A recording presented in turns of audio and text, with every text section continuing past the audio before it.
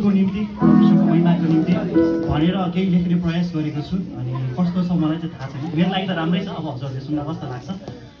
यो चाहिँ परमेश्वरको महिमाको निम्ति लेखेको त्यसैले जस्तो सुकै भए पनि